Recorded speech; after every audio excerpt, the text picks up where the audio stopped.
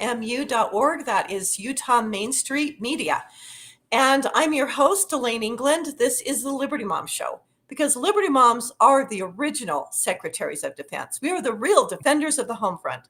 And we are there when it comes to defending our families and our community. I'm so grateful that you're with us today. We have a great lineup.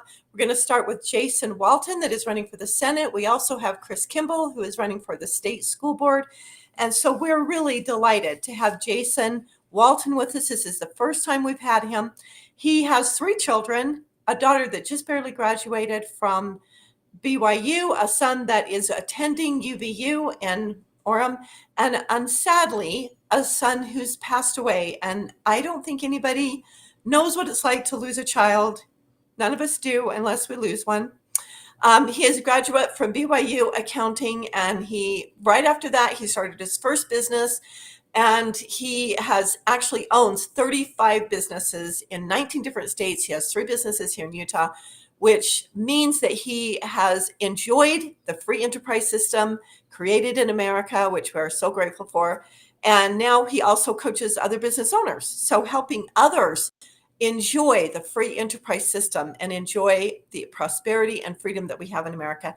So Jason, welcome. We're super happy to have you. Thank you. It's really an honor to be with you, Dalane. And I love your podcast. And I think you're right. Liberty Moms are a force to be reckoned with. As well as Yes, we all are. Everyone that's in the trenches for liberty, we're all there. And Liberty Moms love Liberty Dads, because we know we're not moms without dads. So we're all in it together. Yes, we are. Okay, so I'm going to ask you 2 questions. One, I want to ask you, how did you learn, assuming that you know the principles of the Constitution, how did you learn the principles of the Constitution? From school. So really? the main way I learned them in school, it was my favorite subject when I was younger. I remember in 8th grade, I remember my teacher, I remember the class, or my civics and government class. And it was at the end of my 8th grade year, we decided and planned and prepared and saved as a family and took a trip to Washington, D.C., where we're able to go see all the things that we were studying in school. And I can vividly remember even the clothes we were wearing. It was such an amazing, a very humbling and amazing experience to go and touch, kind of, if I would, the altar of liberty. So it was just to go into the archives building and to see the Declaration, to see the Constitution, to read it, and to study it. And I remember the hardest assignment we had as a final in that class is we had to write a handwritten report that explains how a bill becomes a law from every step. And it was meticulous. I think it was like a 13-page handwritten document. Wow. Yeah. Our Constitution is fantastic. And I think that's something our schools and our families need to do better is teach about the Constitution. It's something I think we should be reading in our homes so that we can understand, because the Constitution, if you're an enemy to the United States, if I was an enemy to the United States, I would do what they are, and that's attack us at our foundation. Absolutely. And the foundation is attack the Constitution, make us think that it's out of date, attack federalism, make us think the federal government should be large, attack the separation of powers, make us think that we should have these unconstitutional bureaucracies that can make laws, execute and interpret laws, cancel the founding fathers to make us embarrassed about them, and then get us confused then about the English language, make us think we don't understand what pronouns to use. And you know you're doing pretty well when people don't know the difference between a man and a woman. And when you have a 6'4" male who's competing in women's sports, and when the female teammates complain, the universities make her go get counseling. And Absolutely. So our country is under attack, and it's not just by the left, it's by the enemies. And that's what they're doing. They're attacking the foundation. So the defense to that, we need to do a better job of teaching conservative constitutional governance, that this document is divinely inspired. George Washington encouraged us in his farewell address in its sacred maintenance with wisdom and virtue. We are not sacredly maintaining federalism or the sacredness of power. It's been a blasphemous maintenance. But we as parents are the front line to that, right? We're the ones who have to teach that the minute the Constitution was put into effect, in a really short period of time, the greatest civilization in the history of Earth sprang into existence. And it wasn't on accident. It's because the Constitution isn't just a symbol, but it's the document that is providing our liberty and freedom on a breath by breath basis.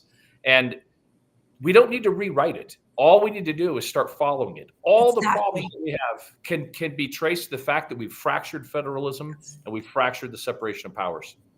You are so right. It's the principles in the Constitution that created the freedom and liberty that we have and created the prosperity. It opened up the opportunity for people to have prosperity. And as an educator, as a teacher myself, I love what you said, because we have to teach our children, but we also have to teach our parents. So I invite every parent to open up that Constitution. If you don't understand it, do a little research. The information's out there.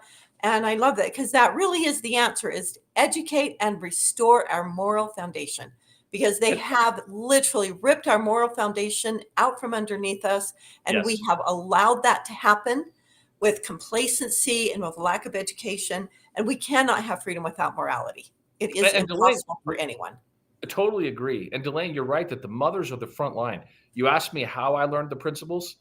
My mother taught me those principles more even than my father. In fact, we used to have a weekly meeting as a family for a year when we were preparing for that trip to DC, where we learned about a different aspect of the Constitution and a different aspect about Washington, DC every week for a year.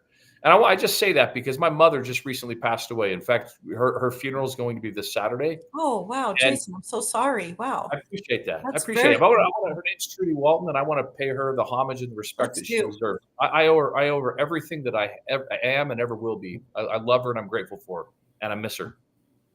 And you always will. It's very difficult.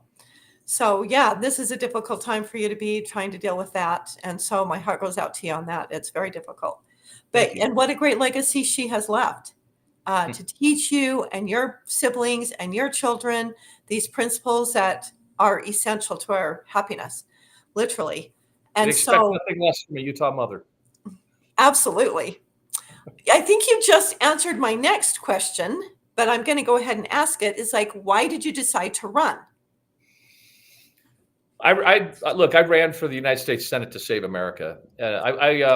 I've never run for political office, and this isn't what I'm saying isn't a political talking point. I get asked this question a lot, of course.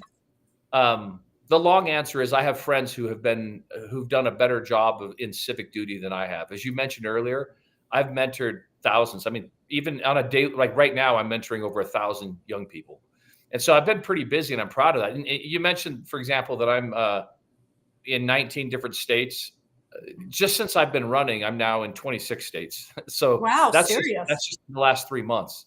Wow. And so yeah, life's busy, but I looked at America and I don't think I'm the only Utahn who thought we're electing one thing and then we're getting another.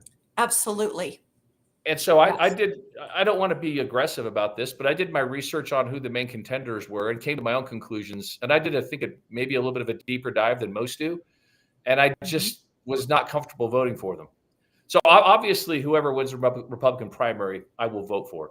But at $34 trillion in debt and growing, to me as a business person, who we didn't have funding when we started this business.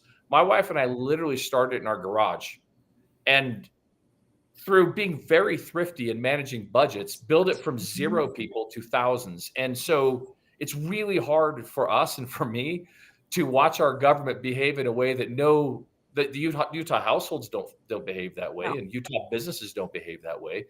And I just feel like we're selling our children's birthright. And from a longevity perspective, I just very concerned. I want to leave a message of hope, but we can't keep going 34, 40, 50 trillion. And career politicians, once they get to DC, you find no matter what they say when they're campaigning, that and I've learned this even more since I've been running, there is unbelievable pressure, especially on U.S. senators, to go along with spending. It's done in a crafty way, but it's done also in a very threatening way. And I know nobody is going to bully me or threaten me into spending bills. And not only that, but I just know with my body of work and who I am with what I've done, I think I'm uniquely qualified for anyone running for the Senate, not just in this race, but anywhere in the country, to actually help build a coalition to return to conservative constitutional governance. And a big part of return to conservative constitutional governance is to rein in the spending. And so there's several things I'm really passionate about. And I just feel that I know how I will vote, and I know what I'm capable of doing. I know the body of work that I've done, and I just wanted to offer that to the state of Utah because you mentioned I had a child. That was actually my daughter who passed away, not my son. I'm so My sorry. It's okay. My daughter Jessica passed away 3 years ago here in Provo, and it was under very tragic circumstances. And as my family's been trying to regroup from that, I just realized that's great that we build a business. Mhm. Well, what's the point of building a business and mentoring people if the country goes off a fiscal cliff? And so I thought it's time for me to throw my hat in the race and go do my duty. And if the people of Utah will have me, I'll give everything that I am and have and my means to saving this country. That is really beautiful. Thank you. So, one of the issues that is really up front right now, as you know, is illegal immigration because we have our borders wide open from the current administration, the occupant in the White House. We also have a governor right now in the state of Utah who says we're not a sanctuary state, but the ICE says we are a sanctuary state. They have deemed Utah as a sanctuary state because we have brought in over 200,000 illegal immigrants into the state of Utah in just a short time.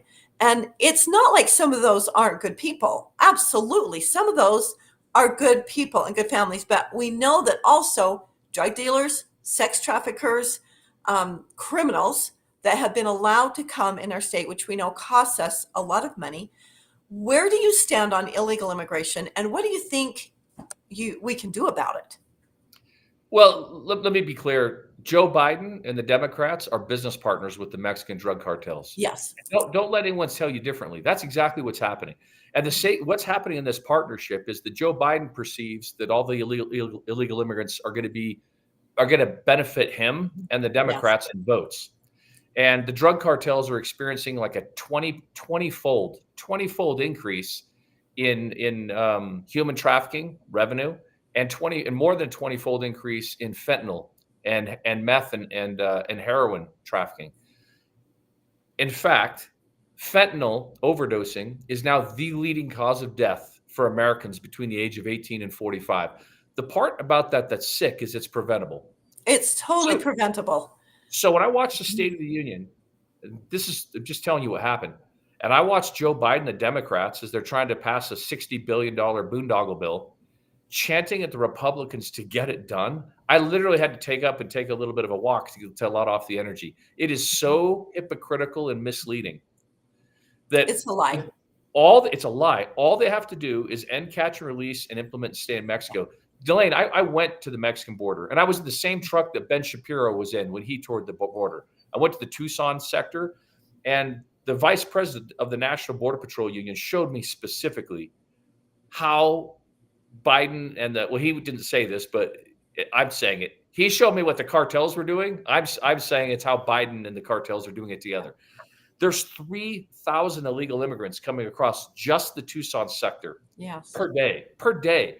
And so what they do is they'll line them up so that they will intentionally, as the Border Patrol, the cartels know where every Border Patrol agent is. Of course. And so they intentionally will bring the 3,000 illegal immigrants in Tucson so that it takes all the Border Patrol agents who then collect them and drive them to Tucson. That's a 2.5-hour drive.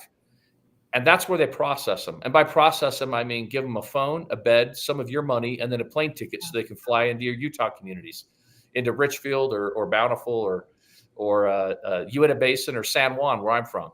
And in the meantime, there's no one at the border. And Art DeQueto is the man who was touring me at the border. He showed me how exactly when the border was open, of how the cartels were using that as an opportunity to bring in record numbers of fentanyl and heroin. I mean, by the truckloads, because there's no one there. It also leaves the border wide open for people who are on the terror watch list to come in. I'm sure that they are. I find it very disheartening. And then what does that do in Utah? Look, how about this? Since Joe Biden's been the president, roughly 3.3 million illegal immigrants have come into the country per year. That's almost exactly the population of the state of Utah. Yes, so it is. There's a whole population of the state of Utah per year in illegal immigrants. And near as I can tell now, first-class citizens of the United States are illegal immigrants. And by that, I mean because you pay for them to come in.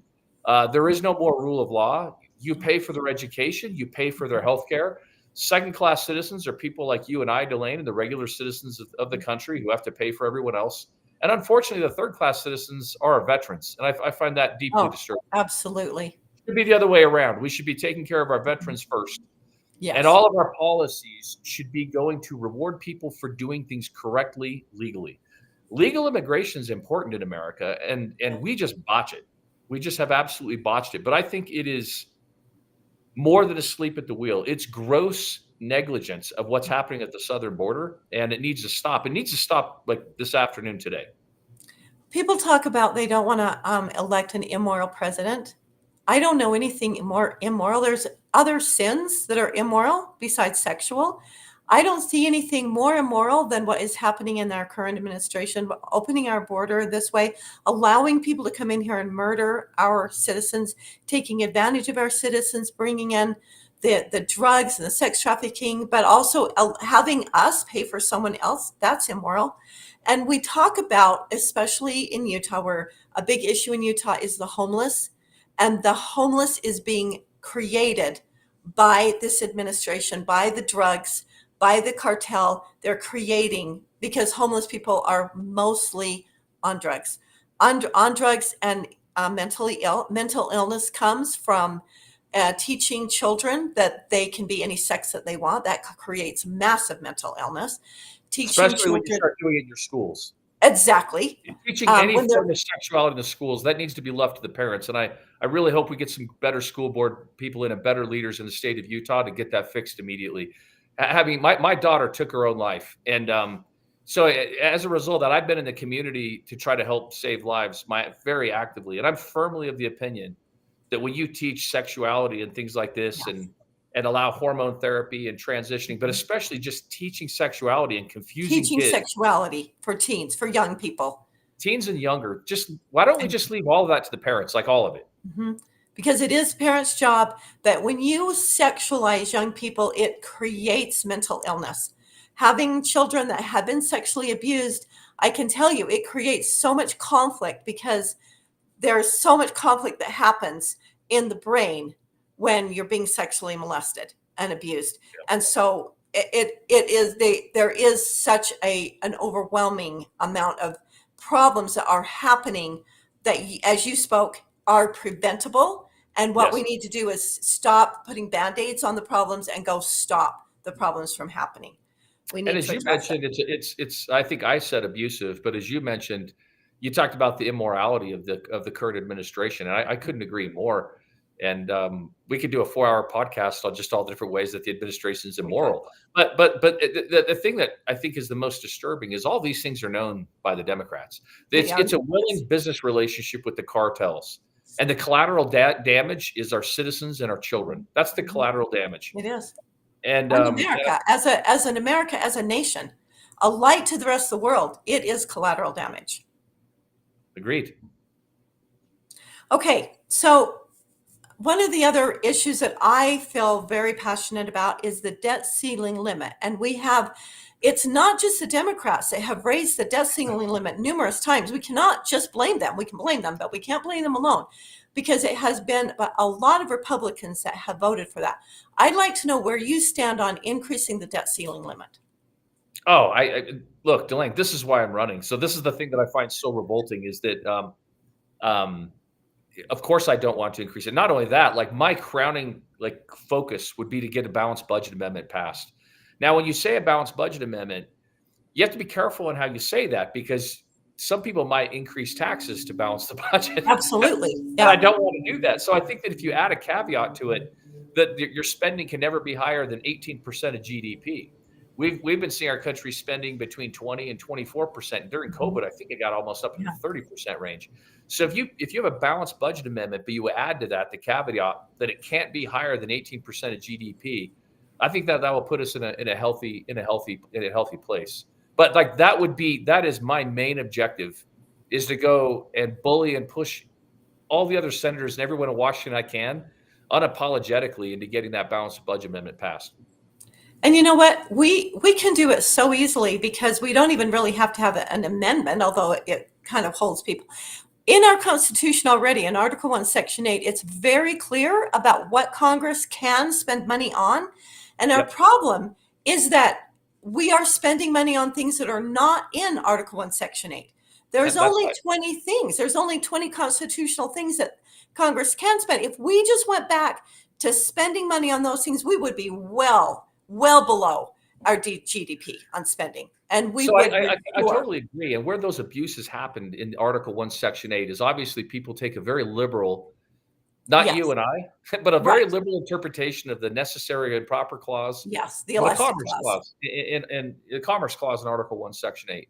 Mhm. And I think that the great fracture, at least in the Commerce Clause, happened because we know that it was mainly the Roosevelt administration that really caused this fracture. And there was a series of court cases where they were very liberally interpreting necessary and proper in commerce. But the one that I think I call the great fracture was Wicker v. Filburn. And it was in 1942 when old farmer Filburn was just trying to grow some wheat for his farm. He decides he wants to grow a little bit more for his farm animals. And the federal government says, well, that we get to regulate whether you can grow some more wheat. This wasn't even wheat that was leaving his farm. It wasn't the Commerce Clause is put in there in Article 1, Section 8 to say things like the federal government may need to get involved when it's important for interstate commerce. Absolutely. Some examples might be when states are trying to create their own currencies or states are trying to tax each other. Right. And the federal government steps in and says, for interstate commerce across the country, you can't do that.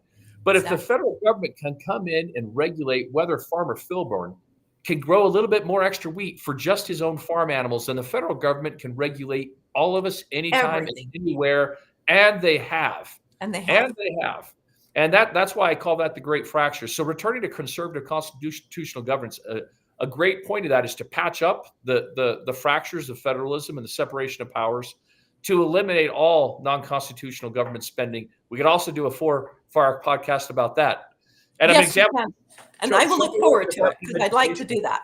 Show me where the Department of Education fits into how do you use the Constitution to have a Department of Education? I know we can talk about this a lot, but you're right. And I think that the path to an amendment, a constitutional amendment that has to do with a balanced budget, starts with balancing the budget first. That would come first. And when people would see how healthy that made the country, that's when you're going to gain the support necessary to get a 2/3 vote in Congress and then the 3/4 votes in the states, so we can preserve that constitutional governance for our future generations. Yes, and make it just more powerful. Yes. Okay, as you're aware, there have been several huge omnibus more than $1 trillion, one bill over $1 trillion. And again, it wasn't just the Democrats that voted for this. There were actual Republicans. So you already know how I feel about this. Tell me how you feel about these over $1 trillion or any omnibus bill at all. Well, I'm on the record all over, everywhere I go speak, my social media. I'm obviously against the omnibus bills. What I think is interesting is if you follow how and when which politicians vote for the omnibus bills, I keep saying over and over and over, please don't elect another career politician. Career politicians will vote and do whatever they have to do for self-preservation. Yes. And Washington, D.C. is built and organized to capitalize on that and controlling how people vote.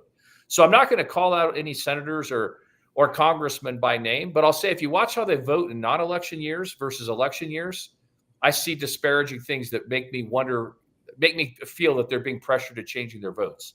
And also in this particular election cycle, I saw one particular elected representative that's not in my race, by the way, but that was voting one way. And I feel like this representative changed their vote, voting for the big omnibus bills, trying to get into leadership money, thinking that, hey, if I vote along lines with the leadership, if whether this was a House or Senate person, I feel like if I vote along with them, then they'll give me money and I'll need that money in the primary election. I think that happens too often. And that's why I'm saying, when you're looking, whether it's my race or other races, but I welcome everyone to do this in my race. Take a good, hard look. Don't listen to what all of us are saying. Go look at what we did, because people reveal their values through their actions, and everything else is a lie. And so that's what I did. And that's when I looked at all the people who are running, that's why I decided to throw my hat in this race and say, I invite everyone to look at my body of work, which is starting a company in my garage and managing budgets very carefully and trying to live the American dream and then help. I've now mentored hundreds of other entrepreneurs, very successful entrepreneurs to live their American dream. And I want to bring that to America. Omnibus bills are death nails. They're poison capital. They're poison pills to American capitalism. I wish we just had the single subject spending bills. But the way that members of Congress attack pork or weaponize good legislation, they weaponize it all the time and saying that, oh, they did it with the border. Oh, do you want to end catch and release and implement Stay in Mexico? How badly do you want that, Republicans? Would you pay $60 billion to give to Ukraine? Can we get you to spend this, this, and this? That's basically, omnibus bills are often used to hold people hostage. Another wicked thing that they'll do sometimes is they'll put something for those of us like you and I, Dalane, who are pro-life. Right. They may put a pro-life thing into a giant omnibus bill. Yes. So if you vote against it, they can use it in elections saying they voted against pro-life amendments. Yeah. I think that they weaponize it. I think they're horrible, and I think that they need to end. And they literally blackmail members. Oh, yeah. Sometimes people get more concerned about their reelection than they do just voting correctly. And we know the media isn't, really trustworthy. And just like you said, they'll throw it in there and then say, "Oh, you voted against it." If you were asking about the bills that come out, I would have voted against every omnibus bill that I've seen. I don't remember I can't tell you one that I've seen that I would have voted for off the top of my head. Great. Okay, so there was an amendment to a bill that would have stopped federal funding to the military for transgender surgery and therapy. Where would you have voted on that amendment? Well, of course. I guess I shouldn't say of course. Government taxpayer money should be used for that. That's just all there is. Look, if adults want to make that decision on their own, and that's a decision adults want to make, then I'll give them the freedom to do that. But don't make me and Dalane pay for it and all of our kids. So that shouldn't be handled through taxpayer money, period. And never in the military. Completely inappropriate, because then they can't even do anything for 3 years. And so they're not even really, the military is paying for it. And we do have someone currently in our Congress who is running for the Senate, running against you, who did vote against that amendment. He voted so that our tax, and it did not pass. So what is true is you and my tax dollars, and everyone listening, your tax dollars are going right now to pay in the military transgender therapy and surgery. And that is a good reason not to vote for John Curtis. I'm not a single issue person. Life is like a big deal, and I can't vote for somebody who can't recognize that life is our job as adults and as our country, and as any leaders, any elected person takes an oath to protect life and liberty. So it's a deal breaker. That also, to me, is just such an obvious, self-evident thing. It's just so wrong at every level, and that makes it, I think, a person unfit to be in the Senate. Certainly, you should be using, when you say the military is paying for it, and you then said afterwards, which I agree with, that means we're paying for it. The military is not a business. The military is taking our tax dollars, and so I just think it's an inappropriate use of funds that our tax dollars should be spent in that way, military or otherwise. Absolutely. Okay, now one of the biggest expenditures in Congress is healthcare costs. Do you have any ideas? What do you think we should do to make healthcare more affordable? Well, repeal Obamacare right off the bat. Obamacare is the worst piece of legislation.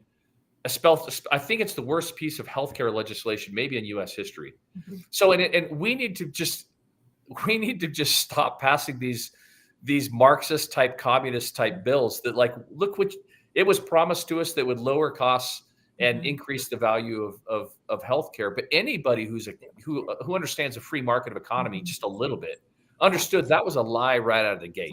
That's not how it works.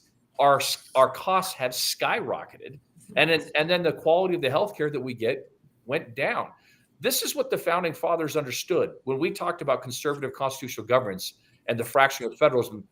To your point, the founding fathers, because they suffered under tyranny for hundreds of years, they wanted to keep the federal government reined in, very small, very specific enumerated authority. And to your point, it's been abused in Article 1, Section 8. But so they passed the 10th Amendment to try to make it even more clear. Mm-hmm. Really only these things. And so, unfortunately, we've just ignored that. Our constitutional governance has not been conservative. It's been extremely liberal. And this healthcare is a good example. The government should not be in the business of providing healthcare. Healthcare, if you let the free market handle it, everything will be better. It's Prosperity will always amazing. follow. Prosperity Oh, follows. so true. The free enterprise system is amazing and it works and it fixes Yeah. the problems that we have. They will, if you leave it up to the free enterprise, it will naturally fix itself. It's such The a great founding system. fathers understood that not let the government get in the way. And They this did. healthcare, this is another Marxist idea of saying that it's the government's job to do this. That fundamentally, for people who vote that way, we have a different fundamental concept of what the government's job is. The government's job is to secure our blessings of life, liberty, and property, and then to try to make sure those things are secure and get out of the way and make sure the things don't interfere with it. But the left and as you say, even too much of us, I wish I could say all Republicans, and you alluded to this earlier, that we were all on the same page. We need to rein in and shrink the federal government and just get the government out of our way. Stop regulating us. Stop getting involved. Yeah, Dalane, I was at an event last night, and I had someone come up to me afterwards and say, "Hey, since we're 34 trillion in debt, maybe what we should do is have the government start taking over our businesses." I'm like, Did "That's they really cool." say that? Yes. I said, that's like, you mean like China or Cuba? I said, that's like communism. I said, that's actually the exact opposite of the direction we need to go. But yeah, someone said that, registered Republican. Wow. Well, yeah. Whoa. Yeah. Yeah, well, isn't that what's happening in healthcare? Yes. So isn't Obamacare coming in, and Mhm. it's the step of coming in where the government's coming in and interfering and taking over. Anytime that you're going to bring the government in and interfere with the free market, it's going to be bad for Americans. It's going to cost more. Prices are going to go up, and the quality of service is going to go down. So I'm no glad more to Marxist policies. No more socialist Marxist no, policies. Let's yeah. just stop. I love it. I'm glad to see you still have hair after being asked that question at an event. So you did good. Okay. So I'm going to give you a chance to talk about how, obviously inflation is completely out of control. Yeah. What are your answers to help reduce inflation? Well, not the Inflation Reduction Act. So That repeal causes that. more inflation. In fact, if you look what Biden has done, and you look at the Inflation Reduction Act, so printing more money, going Yeah. further in debt, and then playing crony capitalism. And in the case of the Inflation Reduction Act, crony climate capitalism, I would say do the opposite of all those things. So stop printing money, control your spending, and stop going into debt. Because I think that if the direction we're going, inflation has the risk of being way, way worse. It does. Mm-hmm. And then if we look at the Inflation Reduction Act, and I'm going to just choose this as one act since it has the word inflation in it, is there are other acts like this. Mm-hmm. So first of all, the title of it, like most of the left's titles, is a lie. Like the Obamacare that we talked about, the Affordable Health Care Act is the opposite of affordable. The Inflation Reduction Act set aside originally $1.2 trillion. But it ends up now, it's probably going over $2 trillion. And here's why. Because of the $1.2 trillion in it, $281 billion was set aside for crony climate capitalism. It basically tax credits for your whatever your green lie is. Yes. And so they're tax credits. But the Congressional Oversight Officer, Budget of Oversight, the CBO, which is further left than the Democrats, they're the ones who said it was going to be about $281 billion in those tax credits. But they actually didn't put a limit on it, or a floor, or a ceiling. So immediately within a year, the CBO came back and said, "We're wrong. It's not $281 billion. It's more like $480 billion." Mm-hmm. And immediately Goldman Sachs said, "No, we think it's more like $700 billion." Oh. But there's no ceiling, so it could go to be whatever. But the problem with that is you're saying fossil fuels we know is the most efficient form of energy. But instead of letting the market dictate what's the most efficient, which would help curb inflation, we're going to inefficiently interfere with the markets like we did with healthcare, and we're going to give these tax credits and this other crony climate stuff to these other forms of energy that are not as efficient, that are more expensive. That increases inflation. And then to just stick it to your eye, we're going to call it the Inflation Reduction Act. We're going to increase inflation and call it that. The only way the Green New Deal is green is it's green in all the green money that it makes for Biden's crony climate capitalists and for China. You have a knack for answering my questions right before I'm going to ask them. I'm so So, sorry. no, I love it. It's awesome because I don't know, because that was my next question is how do you feel about the climate change and the agenda? Because your opponent that you're running against, or he's running against you, but anyway, your opponent has a climate change coalition. Like he's Oh yeah, all over that. He thinks that's a great way to yeah. control the agenda is by creating their own. So I think you did an excellent job answering that. Okay. There's more about that. Can I tell you something about that really quickly? Yes. Yes. Go right ahead. If you have time, because if you're talking about John Curtis, he actually voted just like 2 years ago for a $50 billion science and climate change boondoggle bill. That bill was initiated by one of the most liberal members of the House of Representatives. Her name is Eddie Bernice Johnson from Texas, and literally a 6% conservative approval rating. So that bill passed the House. John Curtis voted for that. Now you tell me how that a $50 billion climate change is in Utah's best interest. How's that in the UN Or Basin? America's. Or how is it in America's or the middle class or the lower class? Or the proper role of government. Or the proper all the above. But my point is the bill did not make it through the Senate. And so now you have that member of the House who, like, as you point us in this race, running for the Senate, and you see a lot of money coming from the climate change people into this race.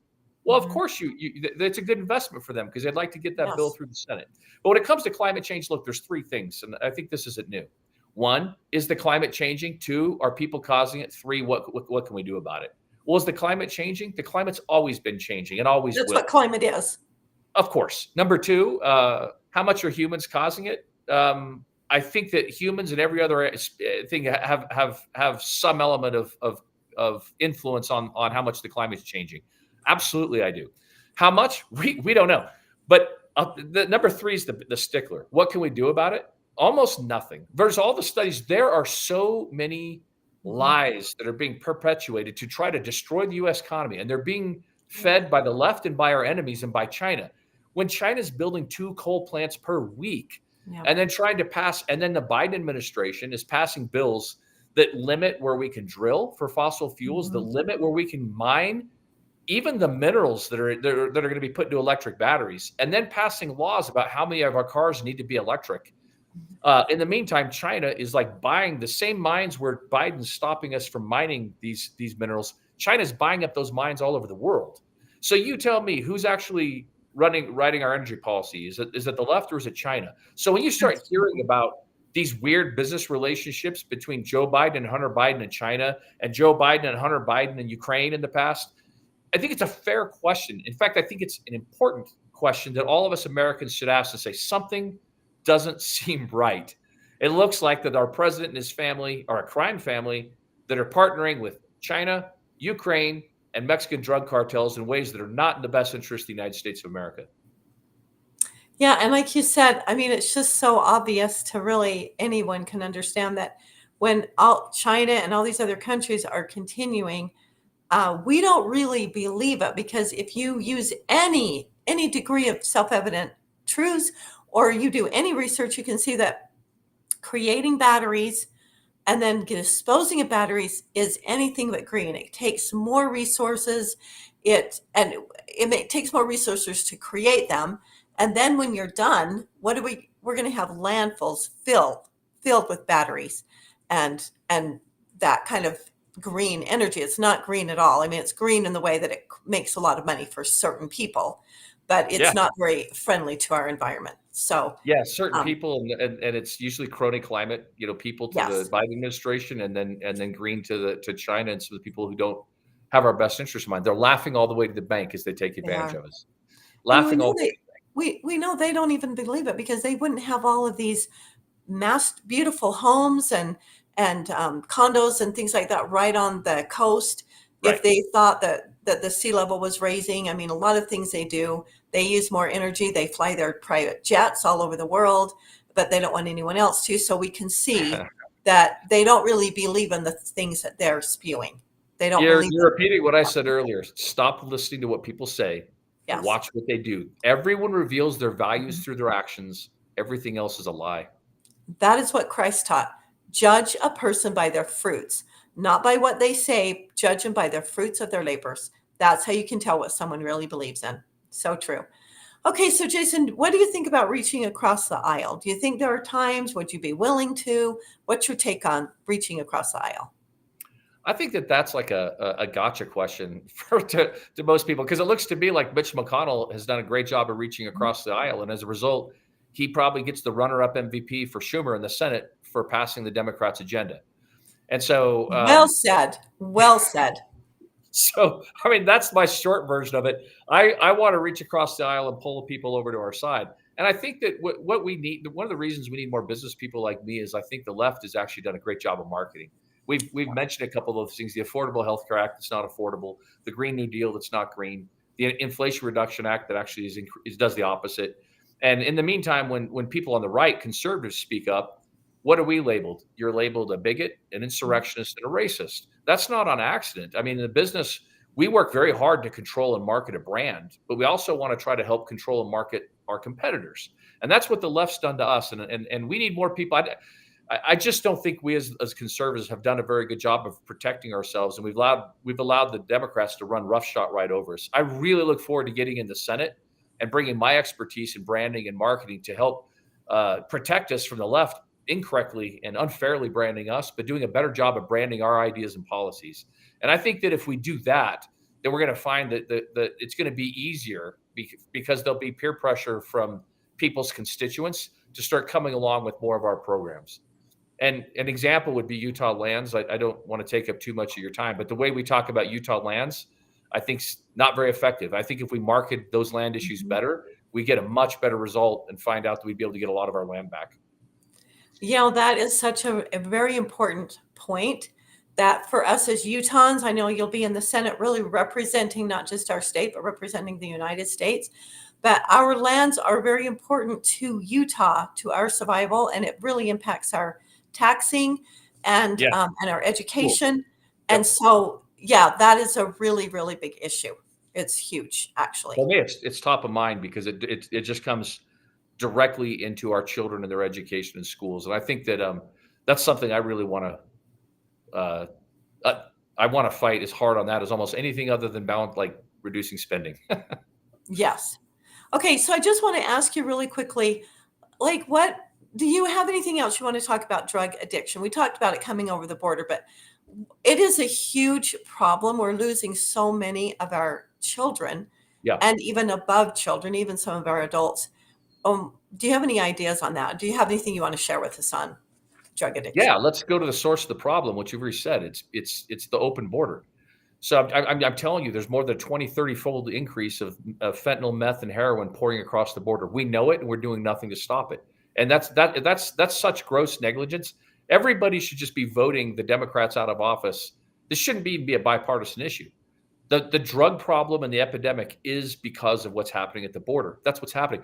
Dalane, I've been speaking about this pretty passionately and publicly a lot. And one of my own business partners, who also is a police officer here in Utah County, he actually came to me and he said, Jason, it's way worse than you think. Just from me being on the police force, the amount of cartel members that we see and have arrested, the amount of illegal immigrants, the amount of drug trafficking that we're seeing, and the amount of drugs that we're seeing with our children and even within people who are adults now. He said, I hear you talk about it. This is my partner said, and it's way worse than you make it sound. He said, we see it everywhere. And so people want to go try to talk about, they're treating symptoms of the problem. We need to go to the source. We need to close the border now. We need to stop traffic. We need to have consequences to those who would bring drugs into our communities, because it's the point now. It's not just our teenagers, but it's also, like I said, 18 to 45, leading cause of death, fentanyl overdose. And look, I have some close friends here in Utah, more than one or two different families who've had a family member in the last 2 years pass away tragically over accidental fentanyl overdoses. And so the great thing that we have here in Utah is we have communities who can help. We have churches who can help. We have different businesses who can help. But what we need to do at the federal level is we need to close the border and stop this record historic amount of drug flow that's coming into our country. Oh, so well said. I couldn't agree with you more on every single point. So, Jason, how do people get in touch with you? I think it's jasonforsenate.com. No, it's actually Walton for Senate. So Oh, yes. That's what I meant. Just read my mind, not what I actually say. Walton for Senate. Yep. .com. That's my Instagram. I'm on X that way. So Walton FOR Senate, and feel free to get involved. I encourage everyone to support the candidate that they want, but you get involved by volunteering and donating. And if anyone that wants to come stand with me, I welcome. I'd love to have you on the team. We're going to go change America. But I admire any citizen who goes and stands behind their candidates. So if there's those listening that stand behind my opponents, then I'd encourage you to go stand with them and make them donations. That's what's great about our American system is we get to vet our candidates and then go help them. Yeah. Not the ones that are voting to take our freedoms away from us. Okay, so you probably hope not. Yeah. Yeah, let's hope not. Okay, so you probably need signs put up. What else do you need? Donations? Yeah, we have people knocking precincts. Some people will organize community events. We'll come speak at the community events. Yep, we have people who are helping us knock. We're putting up signs all over the state. So we have crews going. In fact, we ran out and we just put in a large order that I think are coming in today. Another thing you can do is like on my social media, you can reshare my posts. So I have 2 or 3 of them coming out today. One about D-Day. I did one this morning about the definition of insanity is doing the same thing over and over and expecting a different result, like electing career politicians who caused our problems and thinking that they're going to solve them. It's not going to happen. That's insane. So if you can repost the things that I'm posting and send them to people and share with your family and friends, and we can get a good grassroots effort going, and let's go save the United States of America. It's going to be done. Here's my hopeful thing. Working with so many young people, the media and a lot of people want to cancel them, and they want to say to the young people that they're the problem. They're going to be our salvation. They are. We're the ones who saddled them with generational debt, and they know it. We're the ones who allowed in our school system, as they're being taught, to confuse them on what pronouns, what a man is, what a woman is. Our kids didn't do that. We allowed that. Happened on our watch.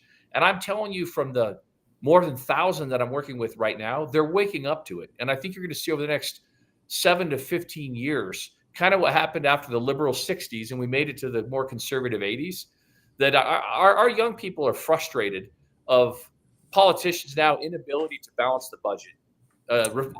Look, the young people know that they're never going to get Social Security benefits. They're just stressed out that we won't even talk about it. Right. No adults will come to the table and discuss it. And why? Because career politicians know that that's not politically expedient, and so they won't touch it. And so we need to get some leaders in there who, like, to me, that's going to be fun. Actually sitting down and talk about the Medicaid, Medicare, Social Security, coming with a plan that actually solves it. Obviously you're going to take care of the older people and put together a phasing plan that makes sense. Why put together a plan that you can't afford that's going to bankrupt America? So you don't do that in a household. You don't do that in a business. You don't do that with the United States. And so I'm telling you, the younger generation, have some hope, have faith in them. They're smart. They understand these technologies in ways that people in our generation, they don't. They come up with creative ideas, and they're waking up to the fact of what we've done. My generation, needs to start changing and being worthy of them by being fiscally responsible, returning to conservative constitutional governance, and stop teaching them the craziest seeds of Marxism like DEI and ESG and all the rest of it. Which is causing mental illness, causing so much depression, so many issues with young people. It's unconscionable, really, what is happening. And so, great advice. I so agree with you. And I just wanted to take a few minutes. We have just a couple of minutes. And I really wanted to talk. Today is the 80th anniversary of D-Day. And I just want to take a moment and just honor our amazing young men and young women of especially our country, but really of all those who went to the beaches of Normandy. And not only the beaches, but there were those who parachuted in, who fought that battle. It was a huge campaign, and they just overwhelmed Germany. It is absolutely amazing what our young people did, and they didn't do it, in my opinion, because I'm making this up, they didn't do it so we could overindulge ourselves and we could just be fat and selfish. They did it so that we could live free and do what we ought to do. they did what they ought to do so we could continue to have freedom and prosperity, and we could pass to our children what we ought to do. It was the biggest invasion at the time, and there were over 4,000 Allied troops that were killed on one day. On one day, 4,000 troops at the beaches of Normandy. 326,000 troops that fought in different ways on that very day, on that day. I think it was the single most important battle of World War II, in my opinion. Just as a history teacher looking, it just seemed it was pivotal. It was huge. It was so important. Of course, there was also, you can't diminish Pearl Harbor or our ability to end the World War. That's huge. But it really required, in my opinion, it required the biggest sacrifice of the most amount of people. It was a day of absolute sacrifice. We had 2,000 to 2,500 American casualties on that day who went to France, who went and fought that other countries could be free and ensure Americans' freedom. And I just want to just shout out and just give them a big thank you and just really celebrate, but mostly honor those people who did that. And I think we need statesmen now. We need people that are willing to sacrifice their lives, their sacred honors, their fortunes, that are willing to step up and do that. And it is a huge price. And yet I see so many people still today that really do love America, love the freedoms that have been given to us by so many others, that are willing to take a stand and stand up. And so that is just my call to everyone, is like, let's be that people. Let's be that people of courage, of integrity, of honor, that are willing not just be willing to die, but be willing to live, because we really have a chance to live and stand up and sacrifice the time that we have and our riches in order to stand up and stand for this amazing country. And I just want to ask everybody, what will you do with your freedom so that you can secure the freedom of our children and our grandchildren, and the freedoms that were given to us at such great price and such great risk by so many other people? And I'd love you to just like wrap up and give us your last thoughts, Jason. Well, I'm going to stick with those thoughts. I appreciate that. I believe that none of us have the ability to know the value of something we don't earn. And I think this is something we struggle with as parents, because I'm not saying let's not help our kids by buying them clothes or help them pay for college. I'm just saying that to the extent we help them, we rob them the ability to understand the value of the thing. And that's why our founding fathers understood the value of the Constitution, because they earned that freedom. We did not. We're the recipients of it, which is why we need to study it regularly with families and schools. We also didn't pay the price those who paid on D-Day. My grandfather and my namesake almost died, in the Pacific Theater. But just before we started this podcast, Dalane, I was literally sitting in the room right next through that wall of the room I'm in now, with a woman who's helping me on the campaign, and her father parachuted in with the 82nd Airborne the night before, and then fortunately survived and stayed throughout the whole rest of the war. I'm a big fan of D-Day and history as well. I've read on this subject. I read every Stephen Ambrose book that there was on Citizen Soldier, Band of Brothers, D-Day, which I would encourage everyone to go read. And just remember as we read that these are the people who laid on the altar of liberty the ultimate sacrifice. They gave everything. Mm-hmm. And because of that, they understood the value of the freedom that the Constitution gives us in ways that those of us who haven't do that can't. That's why we should study and read. And as other great books that we have here in our culture, remember the sacrifices of those who've gone before us, so that we can have it imprinted on our hearts and know better, come to know, to understand the value of the great blessings and gifts. And I'm grateful for all those who are listening for the great gifts of freedom that our past and present veterans and members of the armed forces have given to me and to my family. Not worthy of it. I didn't earn them, and I'm grateful for these things. And I hope to I hope that's one of the reasons why I'm running for office, is help to protect our soldiers and to help to protect our country and help to continue to do as the preamble of the Constitution says, secure the blessings of liberty to ourselves and to our posterity. But if you can, reach out to a member of the armed forces today or a veteran and just tell them thank you. Yes, we cannot say thank you enough to them. It is such an honor and such a privilege. We're so very blessed, and we owe at least that to them.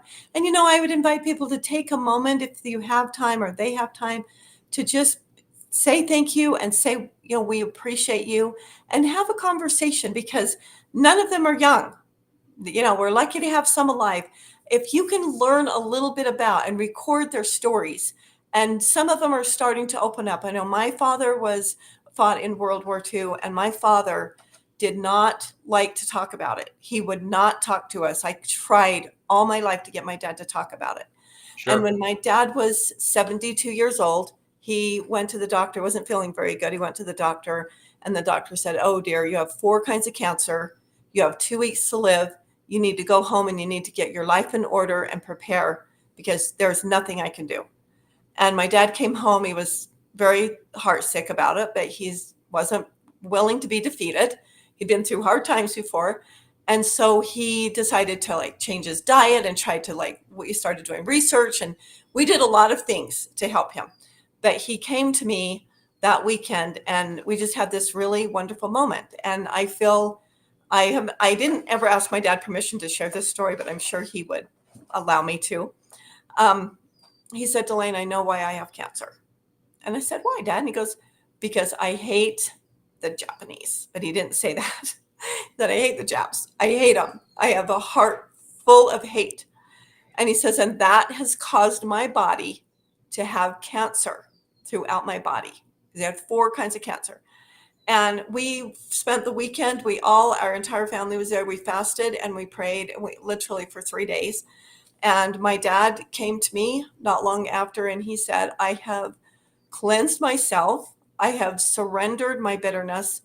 I have surrendered it to God, to Christ, and I've repented of my feelings."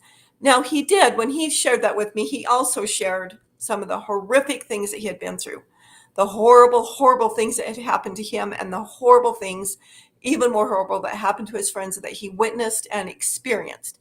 And they are inhumane and just horrible. And I could really understand. I didn't hold any judgments. In fact, I said to my dad, what's really amazing is that, and Jason, if you need to go, feel free, because I know I'm holding you longer. I just got a battery warning, so I asked someone just to get my battery. Plug me in. So I said, what's pretty amazing, Dad, because all of us, we had 6 children, all of us, you raised our family. I never, ever heard you say one negative word about any Japanese people. Never. And so what I loved, I said, I love that you did not pass that down. We all grew up. My brother went on a mission to Japan. He said, "Yeah, my God, my country sent me to Japan to kill them, and my God sent my son to Japan to save their souls." And so he never, ever got that on us. And I thought that was pretty amazing. I thought it was amazing that he recognized what was in his heart, and he was able, and my dad did live for 11 years after 11 years after that. 11 years, healthy and happy, and was completely, very functional, and had 11 great years after that. And so let us spend some time loving all over and thanking those who have served our country. Thank you, Jason. Thanks so much for being with us. Really appreciate it. Walton for Senate, please go on and help in any way you can. Thank you. Thanks for sharing the story about your father. That's that very personal story. That was just a treat. I know it was for me. I think it was for everyone who's listening. So thank you, Jason. Thank you so much. Have a great day. God bless you. You as well. Thank you. God bless you as well. Thank you. Bye. Bye. Okay, now we are going to shift gears. We have an amazing guest, someone that I just have so much respect for and truly love, a Liberty Mom, and has been the co-host of Liberty Mom Show for many years, Kris Kimball. Kris has been on the front lines and in the trenches of fighting for liberty and standing for liberty for many years. And Kris, we're so happy to have you with us. Kris is running for the state school board. She's in the Holiday area. Welcome, Liberty Mom Kris. Hi, Dalane. How fun. to team up with you again. I know, it's like good old times. I'm so happy to have you on. I'm just so excited about it. Yeah, so And fun. almost as excited to have you on. I'm excited that you're running for the state school board. Yeah, isn't this kind of a strange situation? Usually I'm on the other end interviewing Yes, the candidates, and you're now I'm usually interviewing the candidates. candidate. And Yes. it's not like we need you on there or anything, Kris. It's not like we need a principled, amazing person on the state school board. Yeah, I was going to say, so the Pew Research organization that does their surveys and whatnot, right? So back in October of 23, they had a question posed to adults across America. Do you feel like education is going in the right direction? Mhm. That was the question. 16% said yes. I mean, that's nothing to laugh at. I mean, to be honest. No, it isn't. Okay. But it's only 16%, meaning everyone, really almost everyone across the board, is aware that education is on fire. Yes. It's a mess. It's a train wreck. It is and a mess. Just right. And we've seen it, right? In the media, parents, the stories that they're getting told to them through their students, and just the proficiency. What are graduates? How they're even allowing these students to graduate when they lack the skills to be successful in the world. It's sad. They're not educated. They're basically saying they're not educated, but we're going to graduate them anyway. Right. And are we serving children? Are we serving students to graduate them when they're not educated? No. Is that kindness? No. Yeah. If we were to follow that model of kindness, that is doing a huge disservice to these young people. If they're not proficient in reading, in writing, in arithmetic, math skills, like how are they supposed to move forward? Exactly. How can they function? How can they really be productive in society? How do they get a job? How do they really be a good citizen if they're not educated? Right. Yeah. So that's where we are. And, God has funny, this was never, ever on my radar. Hello. I have so much to do. I have plenty to do. And you're very busy. Okay. All right. So you want me going into the school board race? Okay. Let's see where that goes. And it's been interesting because watching how the board votes, even when they have, even in an election cycle, when they have opponents that are head to head in a primary race, okay, they still vote as if no one's watching or paying attention, or I think they're just so in an ivory tower and isolated in the education world that they don't even, they lack an awareness. They seem to. I cannot believe what is happening. I testified this morning in the state school board meeting, and then the vote that they took last week. It is surprising to me what is happening, and that they haven't. Usually the legislature, when it's an election year, they clean up their votes. They start acting like Republicans, and they start speaking more in line with the Constitution. But it is amazing how so many members, and that's not everyone, but many of the members of the state school board are still completely seems be out of touch. Or they're, I don't know, I can't pretend to know what's in their mind, but they're not voting correctly. It goes back to the Pew Research, when 84% see schools going in the wrong direction, but yet the board doesn't acknowledge that. There's not an awareness. Like, okay, I mean, I think if there was just an effort to say, we hear you. We know you're upset. We know you're not happy with the outcomes that we're seeing in education. Let's do something different. But it's just full steam ahead. This is what we do. We're doing a great job. And again, what's happened is it's taken the legislature to move the school board, the state school board, to do anything. It's like they just wait and have the legislature. And our state constitution, as you know, really creates a fourth branch of government. It does. And they have their own autonomy to make their own policies. They don't have to be acted upon. But unfortunately, we don't have any leadership in the board, and they just wait to be acted upon. They just wait for the legislature to tell them what to do, basically. Yeah, well, they kind of do what they want to, and then they kind of resent when the legislature tells them, and they go, well, we're the fourth branch of government, and we don't want the legislature to tell us what to do. And even when the legislature has told them, because they passed several bills saying, get the pornography out of the public schools, is the pornography out of the public schools?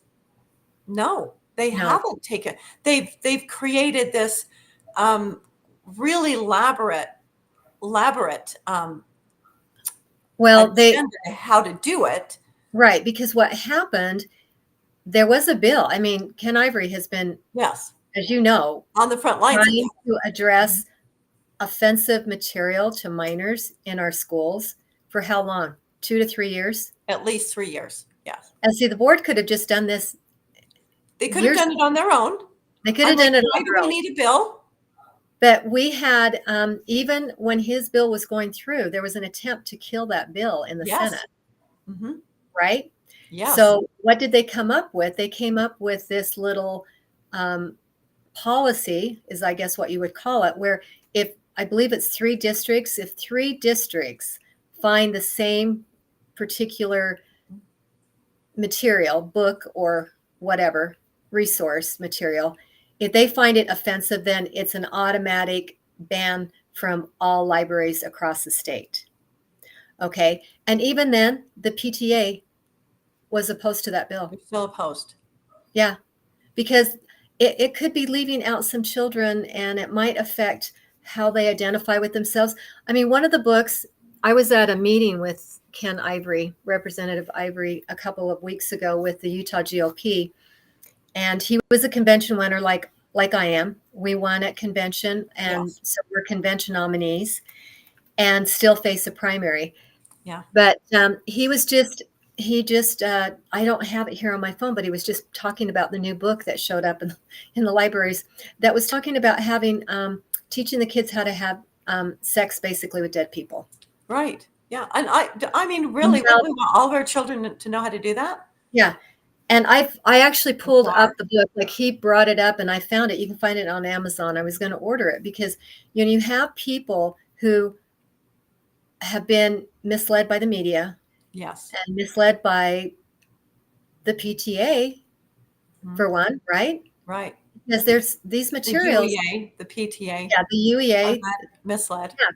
I mean, if they're pushing back on a bill that is designed to protect the innocence and the heart and souls of our children, you know, that's a problem, right? But I mean, that's the kind of material we're talking about. We're not talking about Catcher in the Rye, To Kill a Mockingbird. We're not talking about those kind of books. We're not talking about something that someone might find offensive. We're talking about hardcore pornography that if you or I presented that to a child on the street or in our home, we could be arrested for it, and likely would be, because it is against the law. We can't mention it. I can't read any of that on the radio show. You can't. The news media can report on it. They can't read it. You can't read it in public in a school board meeting. We can't go to the legislature and read it. It is that inappropriate and that hardcore. And yet it's in the schools for our children and we can't get it out. Right. And so that was the compromise. That's how they saved that bill. But can you honestly believe that in our Senate, in our Utah Senate, there was an attempt made to kill that bill? Right. I mean, we just need such a spotlight shined on Utah, because this idea that we're a red state, who is it? James Lindsay called us the fakest red state. I would have to agree. I can't argue with that, because we think we're red. We elect Republicans, but then we behave like, I don't want to insult Democrats, but we behave very contrary to the Republican platform and to our principles of our state, to our values and principles. So, Kris, does the state school board have the authority and the power to just go in? We have the list of books, ratedbooks.org. We have the list of books that are inappropriate. Can the state school board just go into the schools and just take them out? Well, they can create a policy. What the school board has done in the past, the state school board, now think about it. It's if you look at the division of levels of government, you've got your local that does, so they tend to want to do that too, which is fine. Okay. Sure. The hiring and firing of administrators and the curriculum, that's all done at the local level. Right. Okay. Which is great. And it makes sense because, you've got parents that have direct access that way. The board is kind of looking at policies that are good for any student anywhere that lives in the state of Utah. Okay. And it doesn't get into demographics or rural versus, urban, that sort of thing. And so, yes, there could be policies that are put into place. Okay. We've just lacked leadership. Okay. And again, it's just understanding that they can make these policies. I like to go back to the COVID years, for example. It would have been very simple for the state school board to make a policy that said, during this period of time, we're going to leave it to the parents to have the best information about their children. They know their children best. We're going to let the parents decide whether or not their children should wear a mask. Absolutely. They could have just done that from the get-go. Simple and easy. Yeah, that follows. And again, a lot of what I'm talking about with my platform while I'm running is the idea that we are where we are today because our state and federal constitutions have been ignored. Right. They just have been ignored. And we just saw it happen earlier this week on Monday. But if they had come out with a policy that would have just stated, parents know their children best, and this is parents have stewardship over their children. They're responsible for their health and their well-being. We're going to let parents make that decision, because if parents want their children in mask, then so be it. That's their prerogative. We will allow parents to make that decision. We will allow parents, knowing all the health risks and the children. Yeah. And I think it's important too that they were given accurate information, because we always knew from the very get-go that children were not at risk. They had a 0% chance of getting COVID or transmitting it. And so parents should have that information so they can make a decision. But see, what did the board do? What did the board do? They kicked it down to the local level. Oh, we're going to let the local levels decide. So then you had all the different districts, hodgepodging, deciding what they were going to do, this, that, and the other. Do you see what I mean? See, that's kind of their mode of operation. Yes. They lack the stalwart, the leadership, the lack of leadership.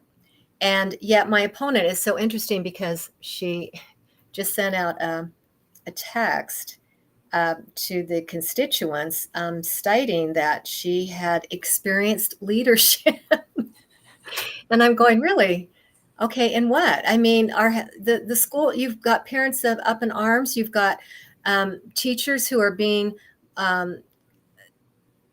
what's the word I want to use? Coerced or I don't want to say bullied, but leaned on. There's past children who have not gone to school or haven't completed assignments or who have just checked out for a semester, and they're getting ready to graduate and they need those credit hours. So they go back to the teachers, and then that puts them in a difficult position. I mean, I'm hearing this from teachers themselves. Right. Okay. So this isn't makeup. This is what teachers have experienced. And this is happening in my district because I heard it from the county delegates. And so there is a lack of enforcement of laws, of rules. And we see this across the board in all levels of government, though, you have to admit. Yes, we do. Yeah. And it's so, not just the school board. Yeah, it's not just the school board. So what the outcome is what you're seeing. We have our students are graduating at very low levels of proficiency in the skills they need to be successful in the world. And that's a truly disservice to our children. And it's really heartbreaking because it is setting them up for failure. It is. If they're not able to navigate through the world in a way where they are, who wants to hire? Who wants to hire or keep? They might hire somebody, but they might not be able to keep a job for very long. Right. Okay. So anyway, that has been the problem. So I think back about what they did at COVID, and I remember them making that decision. We're going to lead by passing the buck. Right. Mm-hmm. Because that's the type of policy that is across the board, a principle tied to the Constitution and the God-given rights. It's tied to parental rights. Let's just honor parental rights and let every family make that decision on what's best for their student. That's all. That was a simple no-brainer. Well, it is. And we hear a lot about local control and how we want schools, districts to have local control. And I believe in the principle of local control. That's really constitutional. Divide the power, give the person, the body of government or the organization that has the most local control is by far superior because it's addressing local issues. But when did we ever give local control to damage people, to damage children, or to do things that are unprincipled and that actually hurt and harm the children and harm their education system? So yeah, we like local control, but as you very well stated, that should be for choosing, your superintendent, hiring your teachers, those kinds of things. Local control is awesome. Deciding which curriculum you want, and not out of any curriculum. The state provides, this is a metric by where you can choose any of this appropriate. We have all this appropriate curriculum. Choose any one that you want. We will put a standard on that. We will say, this is what you choose from. Just as parents say, you can choose, here's what there is for dinner. You can choose what you want to, but you're not going to choose beer and pizza for dinner every night because we're the parents, just because we want you to learn to make decisions. It's the same way. The board should have a good foundation in place and then allow the local districts to make those decisions, but making the decision from an excellent choices, I should say. So I think that local control is something that gets used and misused a lot. They don't allow local choice on a lot of things that they should, and yet then they hide behind, we want to give local control. So I wanted to ask you, Kris, and maybe it's the wrong question, because I know you don't really why would you want to be on the school board? Maybe I'll just change that question to, what do you think you can do on the school board? What changes would you like to make on the school board? Well, I do enjoy that question. As I was saying before, it really wasn't on my radar. It wasn't Right. Like in 23, I was thinking, oh, I'm going to run for school board, but I was getting, people were reaching out to me. Yes. And the deadlines to file were changed this year so that, I know this is getting in the weeds, but we have some fallout from SB 54, which is an unconstitutional law that our legislature passed back in 2013. And yes, our conservative red state, Utah, does pass unconstitutional bills. There we go. So this was the result of one, and it has allowed candidates to buy their way on the ballot. So what that included was gathering signatures. That's what they do. They pay. See, and when they first came out with this idea of gathering signatures, I thought, yeah, if the candidate wants to go door to door and talk to those and spend their time, okay, that's good, because they're erasing themselves away from the delegates who were elected to vet them. Yes. They're canceling that portion out where they would get vetted like a job interview. Right. Fine. You go door to door, knock on the candidates, on the voter's door, and talk to them about your race and who you are. Okay, I get that. That would be okay.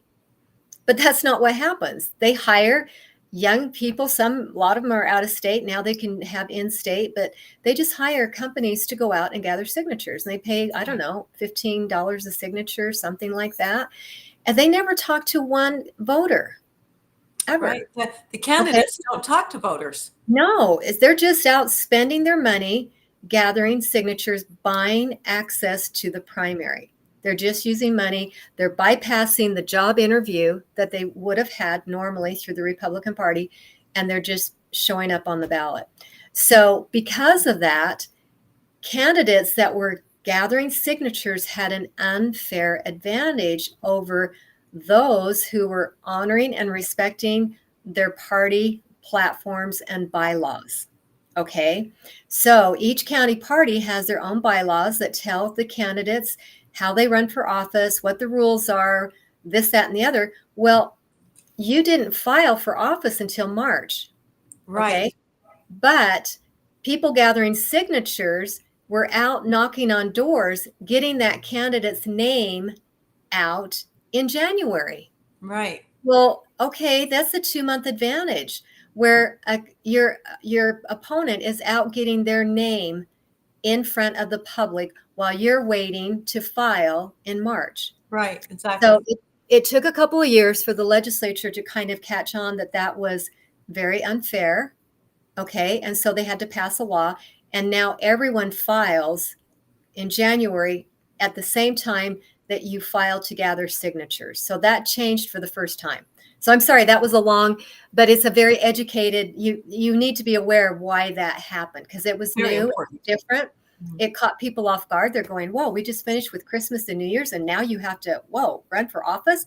So for me, again, it wasn't on my radar, but I had a lot of people reaching out to me. I had phone calls coming in. They were not happy with our current representative. And it was shocking to see that after I had filed, and believe me, it wasn't without, consulting with my, without consulting with my God, so to speak, right? Because I want to make sure that I've got his okay with everything that I do. And I got a nudge, jump in the race.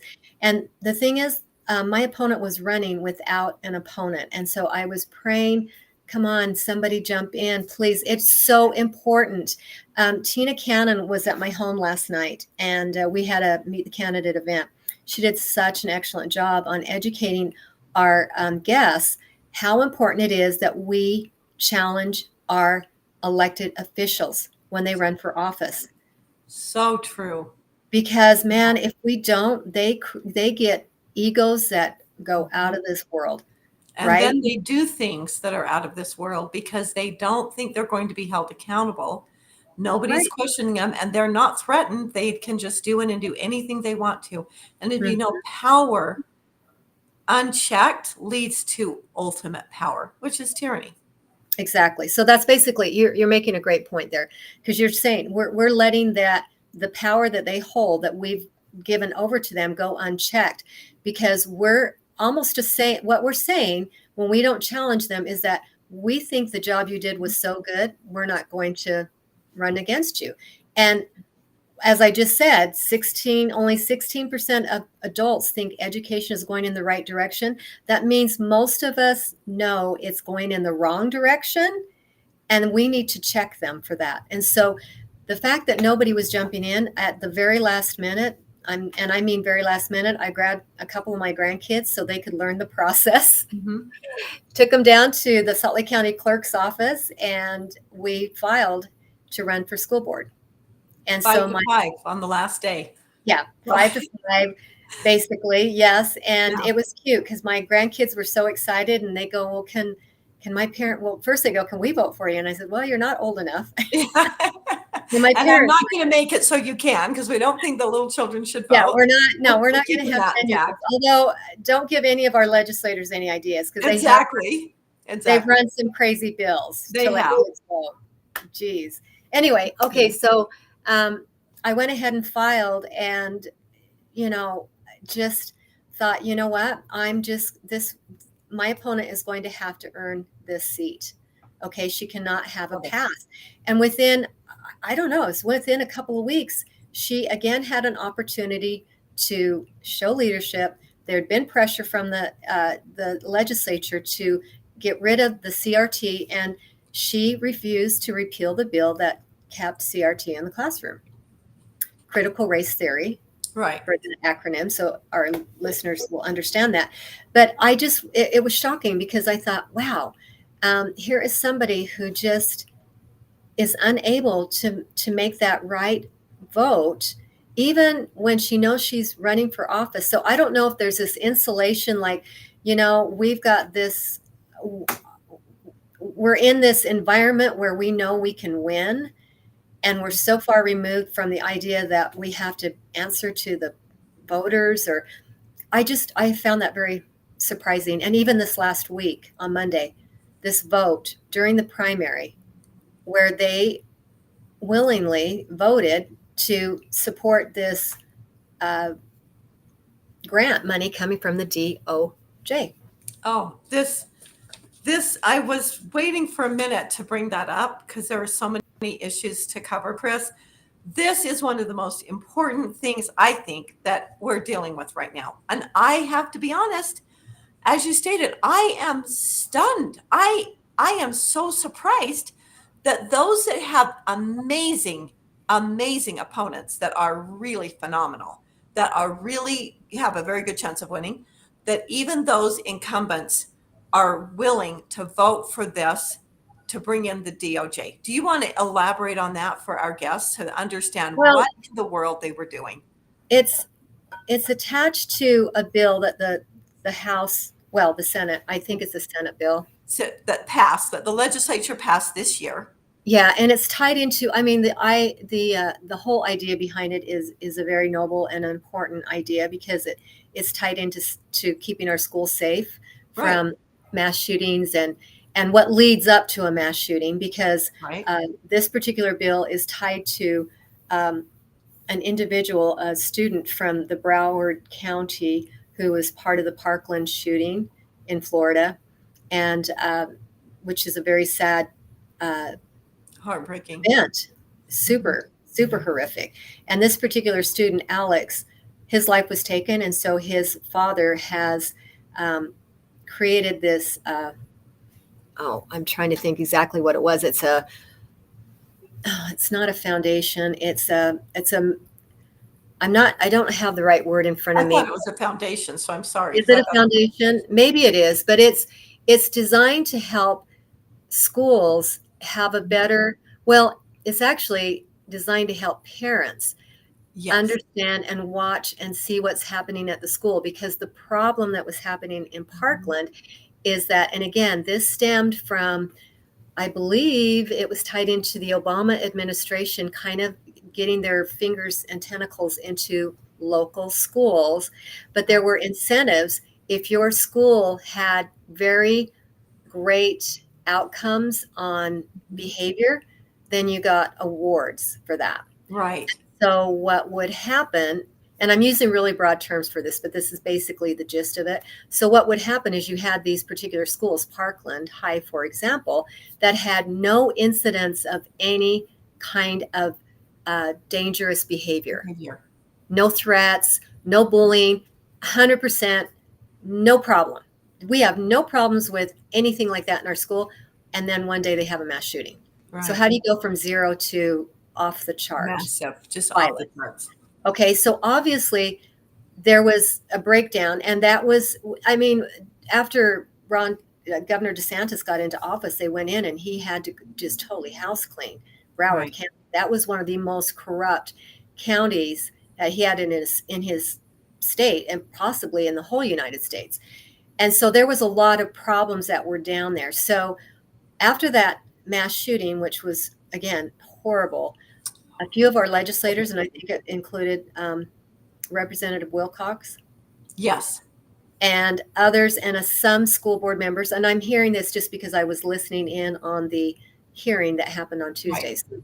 They flew out, and because Utah took the time and effort to go out and kind of learn and see what went wrong, what can we learn from this so that we can prevent this kind of and don't we want to prevent it? Yeah, we do. Right. I'm a school teacher. I want to prevent it. Right. And so they went out to, and so because Utah was one of the, I don't know if they were the first ones or the only one, I'm not really sure, but they did go out. So they reached out to Utah to participate in this grant money that would allow a dashboard to be created that would allow parents to have access to information about their schools, so they could see if there were certain incidences of bullying or certain measures being taken to discipline students, or if there's any sort of threats on social media, that sort of thing. Okay, that's kind of what. And when it came down to it, the grant money, and we're looking at $2 million. Right. Okay. It was coming from the DOJ. And so there were only 3 board members. There were questions asked during the committee, the parts that I was able to listen to that were very good. How has this been used before? Do we know that this will even work? Right. And again, we're on the cutting edge. Utah is on the cutting edge of, no, there's nothing for us to go by, but let's just do it anyway. Right. We're guinea pigs. We really don't have any data to show, oh, this is effective, but we're Yes. going to try. And you know what, Kris? Were there any unintended consequences? Yeah, it's unbelievable because, as a teacher, I know we have done a lot. We have made a lot of measures. One is you can't just walk into a school. I don't know of any school, public or private, that you can just walk into the school. Every school, I go in a lot of schools. With Freedoms Like Constitution Bee, I'm visiting schools. With Freedoms Like Festival, I visit schools. I can't walk in. I have to make an appointment, or if I go to the school, they look at me, they see me, I show my flyers, I say what my name is, what I want to do, what my purpose is, and they buzz me in. So they are very aware of who's coming into the school. They let them in, they watch and see who comes in. They have cameras. So every school is locked down to just let people come in and wander through. So that can't happen. And that is every school in the state of Utah. So that, I think, is a great measure. It's very inconvenient, but it's a great measure to be sure. It's not just inconvenient. Parents need to get in the kids' school. They can do that. They just have to make an appointment, or they have to, identify themselves, and they have a chance. That school has a chance to monitor and control everyone that comes into their school. Great idea. Right. So what this does, now there's already data that's being collected on our children through SHARP surveys, through massive. Yeah. It has been for And quite so a few years. What this grant did is they're allowing the data to go to the DOJ. It allows that data, and they're promising, now they've told the school board, Right. we're not going to do anything with this data. So they've promised that. So that's, and I'm just saying, I don't know. I don't believe there's malicious intent as much as ignorance. The problem is ignorance is just as harmful as malicious intent. Very good point, Kris. Very good point. We really can't have people, if they don't have their antennas up. And again, it gets back to what do we want with education? Do we want a Department of Justice that is headquartered in Washington, D.C., accessing data in Utah about our children? Or do we want to just keep that in-house, in Utah, local level, local control? The same people that talk about local control all the time just voted to give control, not even just the state of Utah, but to the DOJ, the Federal Department of Justice. Right. Unbelievable.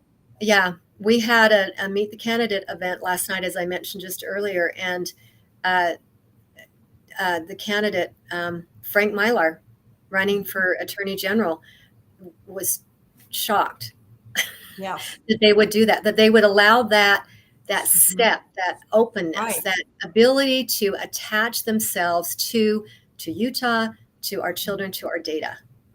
And yet it is unbelievable.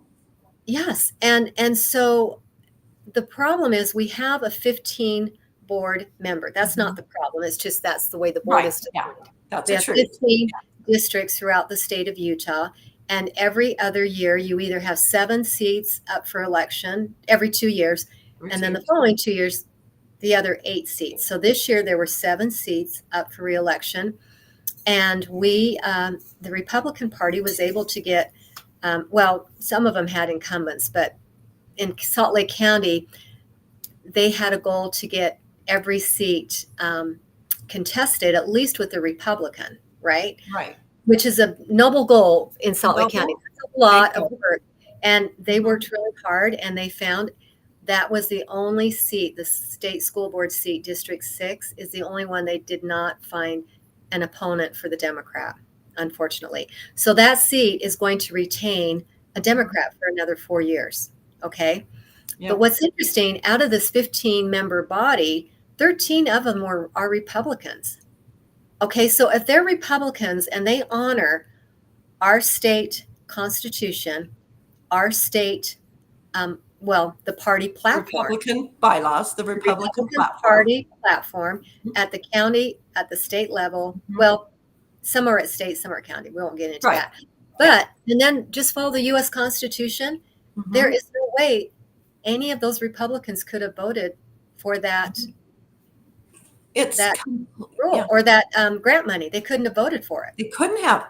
And you know what, Kris, every single person on the state school board and the local school board take an oath to uphold the national constitution as well as the state constitution. And yet that is a violation of both those constitutions in so many ways. Federalism, for one. Right. Federalism. We don't want the federal government. They have no constitutional authority here in education. Why would we just give it to them carte blanche? It's unbelievable. Well, and you've got the Department of Justice, who has created a watch list for terrorism. Yes. And who did they put on the watch list? Parents. And you're a terrorist if you're a parent and you don't go along and get along and agree with everything they want to do to your kids. Yeah. I mean, this is, oh my goodness, no. And so that's what I'm saying. Ignorance is just as harmful to our liberty as malicious intent. And we cannot have people who don't even understand. I mean, Dalane, last month, as I'm preparing and getting ready for school board, I'm listening in on the meetings, and honestly, my jaw dropped. Okay. One of the school board members who is up for re-election, it's on public record. So this is all public record. State asked, is freedom of conscience in the Constitution? Yeah. Wow. They took an oath to uphold the Constitution. They don't even know if that's a God-given right. Freedom of conscience? I mean, I think about our little kids that go to Patriot Camp in the summer and your Freedom's Light, and how those little kids, I tell my grandkids, I go, you guys, I know you're only 8 and 9 and 10, but you know more about our government than 95% of Americans that are out there. Totally. Yeah. Yeah, and I just a lot of Congress people. And I thought, here I am. I'm listening. These are people that have come up through the education establishment. They've been teachers or principals or whatever. They've got, and they don't even know the basic concepts of our liberty and how to stand up to protect it. That is kind of terrifying. It really is. I mean, these are educated people, but they've been educated by our public education system and our higher education system, and they don't know anything about our Constitution. That tells you we have a problem. But you brought that up at the very beginning. Only 16% of people, and who are that 16%? Probably some people in the system. In the system, right. Who like the direction they're going with DEI and CRT and social emotional learning. Right. So I just want to let our listeners know that I'm in District 7, which I want to let people know that it does include, it's parts of all of these, but it's parts of Holiday, Midvale, Murray, Cottonwood Heights, Sandy, and Draper. School board districts are very large. Huge. Excuse me, because in comparison, there's only 29 senators, and they have large districts. So a school board district is almost like 2 Senate districts. 2 Senate districts, yeah. They're huge, a huge number of constituents and schools and students. And so that's the layout in Utah. And I want the listeners to know that every single incumbent that is running right now in the primary voted to give DOJ access to our data to our children. Okay. And you've got an election coming up in a couple of weeks. You've got your ballots right now. Election day is the 25th, but that needs to be accounted for in all of these schools board races, wherever you're living, if you have a state school board election, you have got to be voting for change, because we can't allow more of the status quo to do things that are harming our children and our liberty. Kris, you brought up such a great point. And I'm the person, and I know you feel this way, we don't really like to get rid of somebody or vote them out or vote them in on one issue. We never just go, well, we agree on that one issue, or Right. we disagree on that one issue, so let's just get rid of them. I'm not a single issue person. I know you aren't either.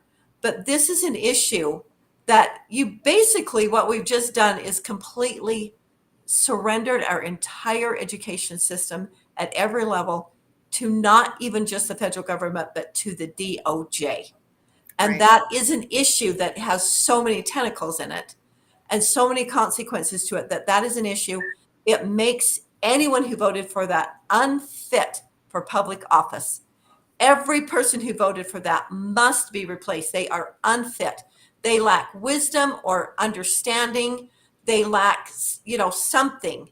And I really appreciate what you said. I do not believe that it's nefarious, but they clearly lack an understanding.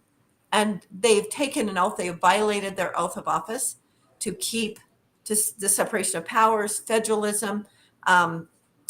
They can't, we can't not allow them to return. So thank you. Well, and again, you mentioned, a single issue item. I mean, this is in addition to. This Okay. is in addition This to, is in yes. addition to them not repealing the critical race theory. It's 277328 was the rule that didn't get repealed.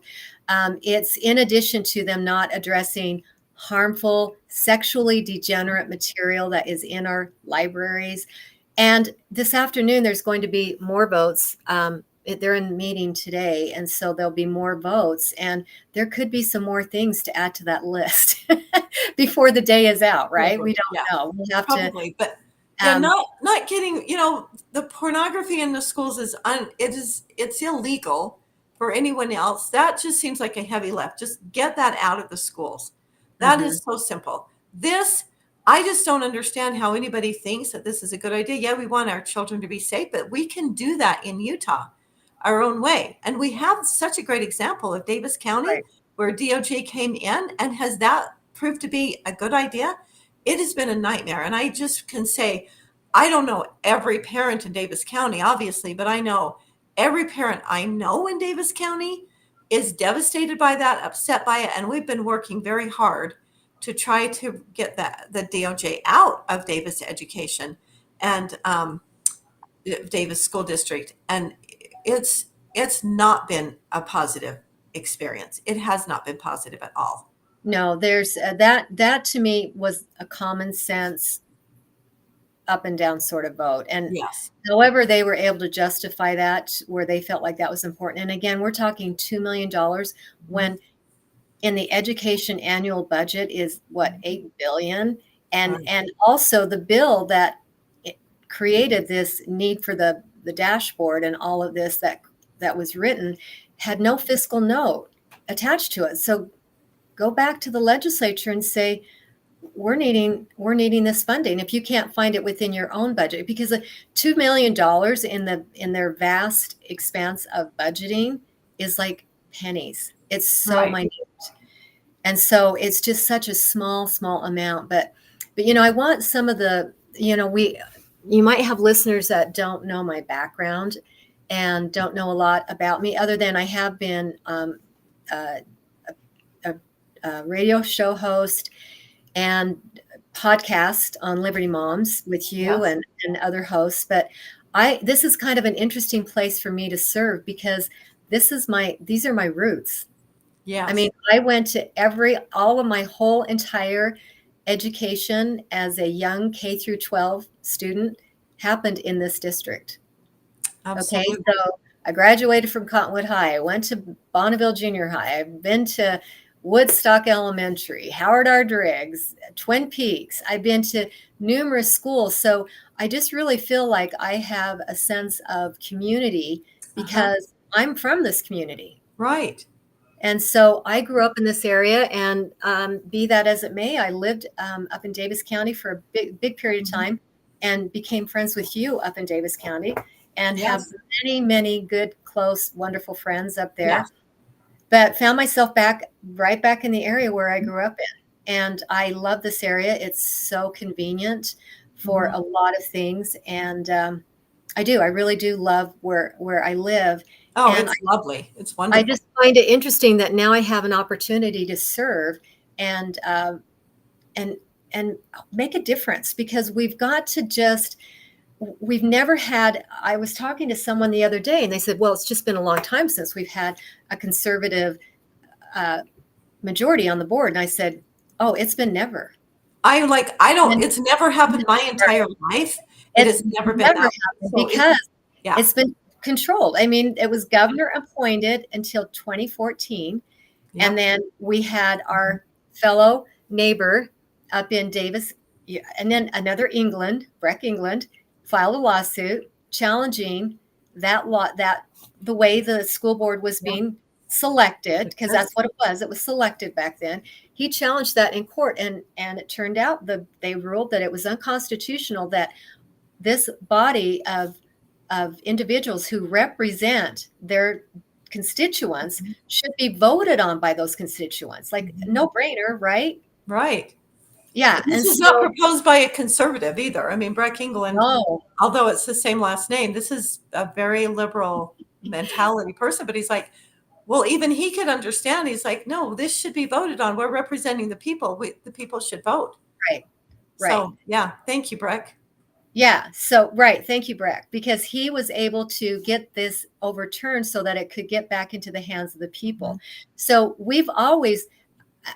I ran for state school board back in 2014, but what they did is you basically applied, you had to pay your filing fees, you paid money, and then they sent you a survey. And if you didn't follow their ideology, you were booted.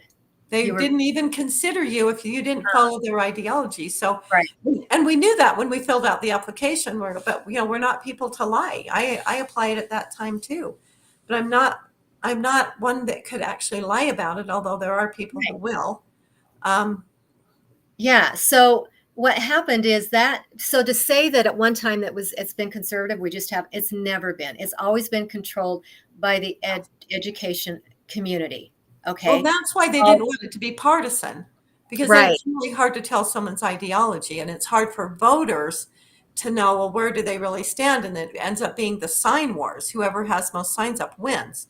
Right. And so we did. And, it's a lot of it is on us, Kris, because as citizens, we haven't paid attention to who are school board people. You could ask 10 people.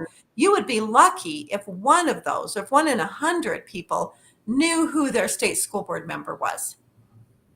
Right. You're right. You're absolutely right. So it originally became a nonpartisan election. And then in 2018, a bill was run to make it partisan. And Carol Lear, who is on the board, but was the attorney representing the board, filed a lawsuit stating that school board members were employees. Therefore, it had to be partisan. Okay. And it was struck down saying, no, they're not employees of the government. They represent constituents. They're their own independent board, and they represent people in their community. They're elected to represent people. That was struck down. And so since 2020, we've had partisan school board elections, and it has made the education community and the unions crazy. Okay. So I did want to talk a little bit about what's happening in my race, because I'm very, very excited about it. I was the convention winner in April with the threshold is 60% to be convention winner. And I was able to walk out with almost 66% convention win, which totally eliminated my opponent. Yes, which said you shouldn't have a primary because you got over 60%. There should be no primary. Right. And that leaves that Republican nominee preparing to face the Democrat in the general election. Our resources, our time, everything we go to battle against the other side rather than battle it ourselves. Exactly. Yes. But because of the unconstitutional bill, SB 54, that created this law that imposes restrictions on the Republican parties and all parties. It's not just Republican, but it tells what, who gets to run and how they can run in your party. But that was put into place. So my opponent has bought her way and purchased a spot on the ballot for a primary. Okay, so I'm in a primary race right now. So votes are important to me, and I would hope that I can earn your vote for those that are listening, or if you have family members that live in those communities, Midvale, Murray, Holiday, Cottonwood Heights, Sandy, Draper, reach out to them and tell them to vote for Kris Kimball. My website is www.kk4utah.com. Very short, very concise. Kris Kimball, KK4utah.com. And there's lots of more information on me. I'm super excited though, because my campaign is it's just, there's so much momentum, and, people are reaching out and wanting signs and support, and it's great. But I was able to get the endorsement of Senator Mike Lee this morning. And so Kris, that's awesome. Super Congratulations. Excited. Yes. Oh, yes. Kris, that is wonderful. And that says everything about you. It says who you are and what you stand for. And I just want to give my personal endorsement. Kris is amazing. She's an amazing woman, an amazing Liberty Mom. She is very educated, very principled. She has honor and integrity. Kris is going to be someone who, when she gets there, she's not going to get sucked in. She's not going to I just need to go along with everybody. I only care about being reelected. She is going to, I can just 100% without reservation give my endorsement to Kris. And I know that Mike Lee knows Kris. He knows her integrity and who she is. And that is why Mike Lee came out and endorsed Kris. And this is very exciting. Congratulations. Yeah, and Dalane, this is my late breaking. You're getting the first crack at that news. So you should have just opened the show with that. If I would have had any idea, I should give you a chance to talk more. Well, it's good to wrap it up with something big and exciting, right? Yeah. That is so exciting. I just can't tell you. I'm just jumping up and down. I'm just so thrilled. That is so neat. That is really, really wonderful. And I'm so glad. And it just says everything. So it does, because number 4.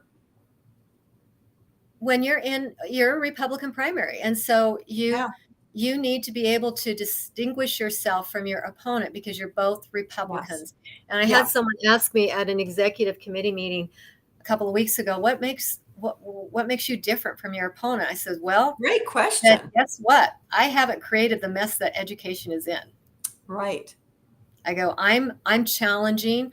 I'm coming forward with some fresh ideas. I want to look at the problems that we have and actually address them. There's a cognitive dissonance. How can you address a problem if you won't? How can you look at a problem if you won't even address that it exists? Or you won't. Yes, if you won't acknowledge there is a problem, you can never fix it. Right. You can't. And so you won't hear, we're going to change this. We're going to fix this. There's a problem here. It's like, everything's great. I've got my leadership. I've been good with the budget. Nothing that is saying we need to make some changes. And when you've got 84% of adults saying education is going in the wrong direction, and yet you have people in office telling you that, hey, I've done a great job, vote for me again. Mm-hmm. So as a listener and as a voter, you have to realize you can vote for more of the same. Okay? Yes, you can. You can. If you do, we're all going to be in big trouble. If you like this train ride that we're on in education, you want more of it, then you would want to vote for my opponent. But if you're ready for the DOJ taking over our education system, taking over Utah, the minds and hearts, and completely this is insanity. We have to vote for our amazing candidates. Kris, this is such a great opportunity for people to make a change. Right. And so this is what it's all about, is you've got a great slate of candidates. Mm-hmm. I'm running in District 7, but Rod Hall is up in District 3, up in your area, right. Weaver, and Cole Kelly does not have a primary opponent right now, but he does have an election coming up in the fall. He has an opponent. But Joanne Brinton down in Fabulous. St. George. Southern St. George, Washington and County. Carrie Bartholomew in Yes. parts of Utah County, and then Monica Wilbur is parts of Twilla, Salt Lake, and Utah Yeah. County. And man, It's I down feel below. for those multi-county Mhm. candidates, because that's a lot of work, duplicating yourself for different conventions. I have been blessed that I'm just one county, But you are 7 cities, but it is 7 cities. That's true. which is also difficult. But I think it is easier in one county than multiple counties. It is. It is, as far as the election and running through the party process. I think it's a lot more simplified. And I know Joanne's got several counties that she has to try to connect and interact with. Yeah, So I feel blessed in that respect. And so, yeah, things are going great. People are so ready for change, Dalane. I mean, I'm getting so many comments, and just so grateful that somebody got in the race, that somebody is willing to get in the race, and they're happy to help me and support me. And so that's what's important. I mean, it's really, I'm grassroots, because when you have such a big year and you have so many big elections, Yes. so many volunteers get pulled We're up. so subdivided. We're so spread thin. Right. Money is spread thin. If you live anywhere in the Cottonwood, Salt Lake Valley, Sandy Murray, anywhere, Draper, please reach out and help Kris. She needs help putting signs up. You can never have too many signs. And really, signs win the election. So if the general populace are not going to know the facts, you can do that by reaching out to them, let your friends know, and go out and help put up signs. Please put up signs. And I'm going to say any donations can Yes. help as well. Again, I'm going against an incumbent who is receiving donations from individuals. Well, I don't know if I mentioned her endorsements, but Governor Cox has been endorsing, because he has this idea that he kind of wants to appoint. He's been, I mean, you're familiar with the bill that there's bills each legislative session trying it's not to kind of, though. He wants the school board, state school board, to not be elected. He wants to appoint. He wants to handpick all 15 members. He has put his handprint on each of these incumbents that are running. And so, again, we really need to have autonomy on the board, and we need leadership, and we need people who are interested more in the welfare and the well-being of our children than they are with an agenda of the teachers unions and special organizations. So we really, it's what it comes down to. So anyway, Kris, it's KK4 Utah.com. You can go on there and make a donation. You can connect with Kris on getting signs. But, if you just make a donation for 3 or 4 signs, pay for those signs, and then go put them up, you're going to make a big difference. You're going to help. That doesn't have to take very long at all. And yet that will make a difference. And your children and grandchildren will be it will completely change your education system, the direction of our state.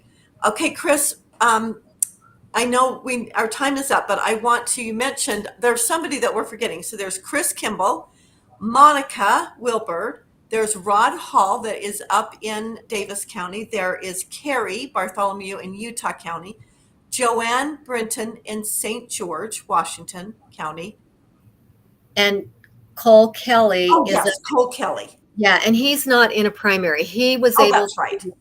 Yeah, because his opponent did not gather signatures. So he was, and my goodness, I think he had, I want to say 80%. He had the second highest, I believe.